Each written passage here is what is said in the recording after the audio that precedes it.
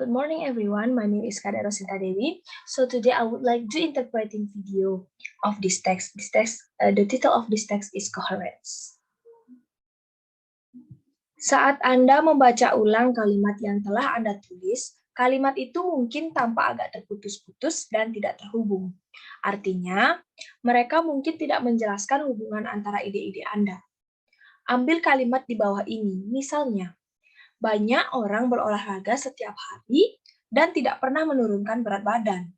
Berolahraga itu penting. Satu-satunya cara pasti untuk menurunkan berat badan adalah dengan makan lebih sedikit. Sementara, kalimat kedua mengambil gagasan latihan dalam kata berolahraga, dan yang ketiga mengulangi frasa menurunkan berat badan. Ketiga kalimat itu tampaknya tidak cukup terhubung. Mereka tidak memiliki kata penghubung atau frase yang akan memperjelas hubungan yang tepat antara berolahraga, menurunkan berat badan, dan makan lebih sedikit. Versi-versi di bawah ini mencakup sambungan-sambungan tersebut. Banyak orang berolahraga setiap hari dan tidak pernah menurunkan berat badan.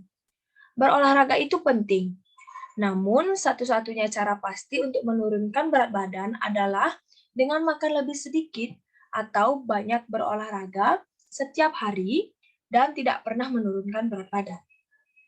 Tidak diragukan lagi, berolahraga itu penting. Tetapi satu-satunya cara pasti untuk menurunkan berat badan adalah dengan makan lebih sedikit. Masing-masing versi yang direvisi ini lebih koheren daripada yang asli, daripada hubungannya masih dan tidak diragukan lagi, tetapi memperjelas kontras antara dua pendekatan untuk menurunkan berat badan.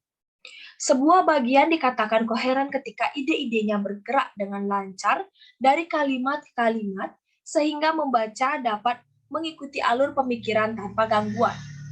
Ada 3 strategi utama koherensi untuk menghubungkan kalimat satu sama lain di dalam paragraf dan melintasi batas paragraf.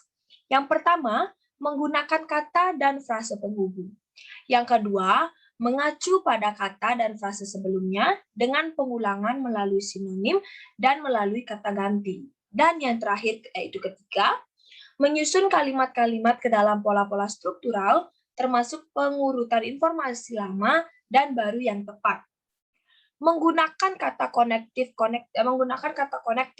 Kadang-kadang hubungan logis antar kalimat begitu jelas, sehingga hubungan mereka tidak perlu ditandai dengan penghubung.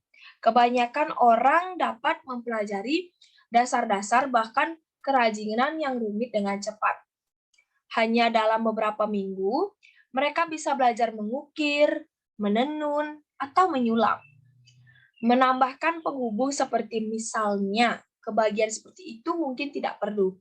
Kebanyakan orang dapat mempelajari dasar-dasar, bahkan kerajinan yang rumit dengan cepat. Misalnya, hanya dalam hitungan minggu mereka bisa belajar mengukir, menenun, atau menyulap. Tetapi ketika hubungan antara dua kalimat tidak jelas, penghubung dapat menyediakan hubungan di antara mereka. Hubungan spesifik antara kalimat menentukan penghubung mana yang paling berhasil. Berikut adalah beberapa penghubung umum untuk menunjukkan jenis hubungan tertentu. Yang pertama, kalimat kedua memberikan ilustrasi atau contoh. Misalnya, pertama, jadi, misalnya, untuk satu hal, untuk mengilustrasikan. Yang kedua, kalimat kedua menambahkan pola lain seperti dan, juga, kemudian, kedua, sama, untuk hal lain, lebih lanjut, selain itu, selanjutnya, lagi, di atas semua, akhirnya.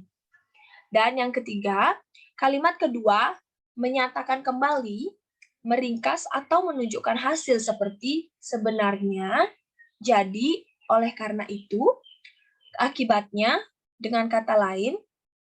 4.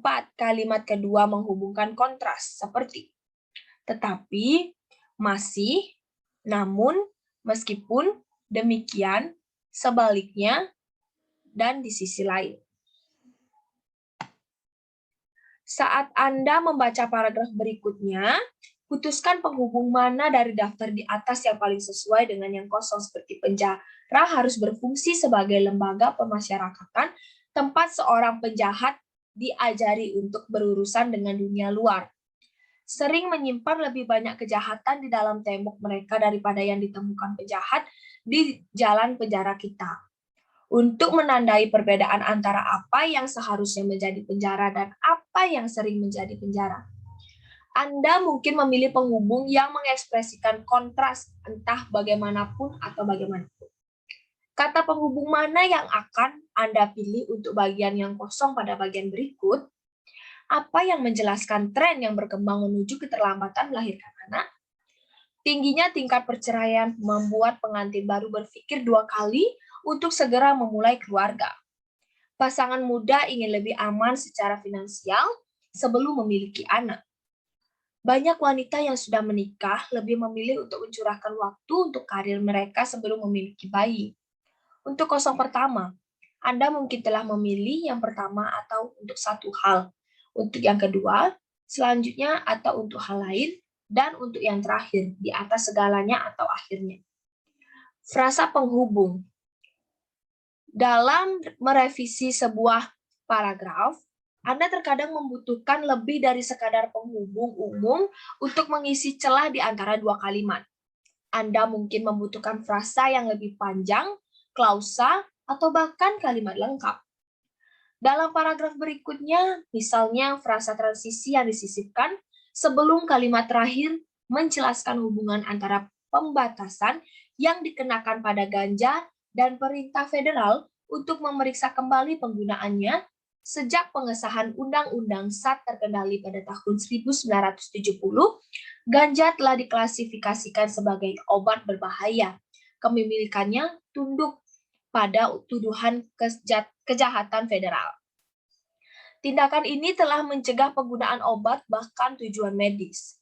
Sebuah pengadilan federal telah memerintahkan pemeriksaan ulang ganja secara menyeluruh, termasuk potensinya untuk medis. Sejak pengesahan Undang-Undang SAT terkendali pada tahun 1970, ganja telah diklasifikasikan sebagai obat berbahaya. Kepemilikannya tunjuk pada tuduhan kejahatan federal, dan tindakan ini telah mencegah penggunaan narkoba, bahkan untuk tujuan medis.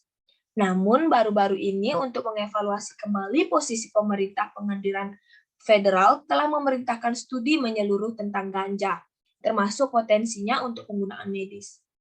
Menggunakan referensi selain menggunakan kata penghubung dan frase, Anda dapat menghubungkan kalimat dengan referensi ke kata atau frase sebelumnya melalui pengulangan kata, melalui sinonim, dan melalui kata ganti. Pengulangan kata. Cara paling sederhana untuk mencapai koherensi melalui referensi adalah dengan mengulang kata penting atau beberapa kata penting dalam sebuah paragraf. Pengulangan sangat efektif jika menekankan gagasan pengendali paragraf. Topik di paragraf berikutnya, hilangnya misterius Agatha Christie ditetapkan dalam dua kalimat pertama dengan kata-kata misteri, misterius, dan hilangnya. Pengulangan kata misteri dan penghilangan pada kalimat terakhir tidak hanya membuat paragraf lebih koheren, tetapi juga memperkuat gagasan pengendali. Agatha Christie mendapatkan ketenaran dunia sebagai penulis berbagai kisah misteri. Tapi tak satu pun dari kisah-kisah ini lebih misterius daripada hilangnya dirinya sendiri. Gelombang keterkejutan bergemuruh di masyarakat Inggris ketika pada bulan Desember 1926, surat kabar menyatakan bahwa Christie telah menghilang. Tidak sampai beberapa bulan kemudian dia ditemukan, diduga menderita amnesia, bekerja sebagai pengasuh di rumah bangsawan Yorkshire. Hingga hari ini, para penggemarnya penasaran dengan misteri kepergiannya. Mengulang kata kunci atau frase sering membantu untuk membuat seluruh makalah serta satu paragraf lebih koheren. Coba ulangi di kalimat terakhir sebuah makalah, kata kunci atau frasa yang Anda gunakan dalam paragraf pembuka, Anda bahkan dalam kalimat pembuka Anda. Sinonim. Seperti strategi yang berpotensi efektif, pengulangan langsung dapat menjadi membosankan jika digunakan secara berlebihan. Jadi, pertimbangkan untuk menggunakan jenis referensi kedua untuk menciptakan koherensi sinonim. Artinya, cobalah mengganti satu kata dengan kata yang lain memiliki arti yang sama atau serupa. Pada contoh berikut, pengulangan kata sepeda yang berlebihan menjadi canggung dan tidak praktis. Jika Anda mengganti sinonim untuk kata-kata yang diulang, Anda dapat membuat bagian itu lebih menarik tanpa mengorbankan koherensinya. Bicycling di Amerika telah berkembang dengan pesat. Sepeda dulu dijual kepada orang tua untuk anak-anak mereka. Sekarang orang tua yang sama itu membeli sepeda untuk diri mereka sendiri juga. Para eksekutif mengendarai sepeda ke tempat kerja agar terhindar dari kemacetan lalu lintas. Suburbanites menggunakan sepeda untuk berbelanja tanpa harus bersaing mendapatkan tempat parkir di mall. Pelajar perguruan tinggi dan sekolah menengah atas menganggap sepeda sebagai alternatif yang ekonomis untuk mobil dan bus. Dan bahkan nenek dan kakek menikmati bersepeda untuk berolahraga. Bersepeda di Amerika telah tumbuh pada tingkat yang eksplosif. Sepeda dulu dijual kepada orang tua untuk anak-anak mereka. Sekarang orang tua yang sama juga membeli sepeda untuk diri mereka sendiri. Para eksekutif mengendarai mereka ke tempat kerja untuk menghindari kemacetan lalu lintas. Orang-orang pinggiran kota telah menemukan cara untuk berbelanja tanpa bersaing untuk mendapatkan tempat parkir di mall. Mahasiswa dan pelajar sekolah menengah menganggap bersepeda sebagai alternatif yang ekonomis untuk mobil dan bus. Dan bahkan nenek dan kakek menikmati mengayuh untuk berolahraga. Seperti kata dan frase yang diulang-ulang, sinonim dapat menjelaskan arti sebuah bagian. Sepanjang paragraf berikutnya, misalnya, berbagai sinonim untuk membahayakan menyatakan kembali dan memperkuat gagasan pengendalian bahwa serigala merah adalah spesies yang terancam punah. Serigala merah adalah spesies yang terancam punah. Jumlahnya telah menurun secara berbahaya, baik karena pembantaian yang disengaja, yang disubsidi oleh hadiah pemerintah, maupun karena ketenaran serigala terhadap perusakan parasit usus yang mematikan. Dan sekarang spesies tersebut mungkin menghadapi kepunahan total karena kemampuannya untuk kawin silang dengan sepupu yang berkerabat dekat tetapi jauh lebih banyak coyote. Jadi, setelah selamat dari yang terpuruk yang bisa dilakukan manusia dan cacing, serigala merah sekarang menghadapi apa yang mungkin menjadi pemusnahan terakhirnya dalam ancaman hilangnya gen pembeda sendiri. Terkadang sinonim dengan arti yang lebih luas merangkum satu atau lebih pernyataan sebelumnya.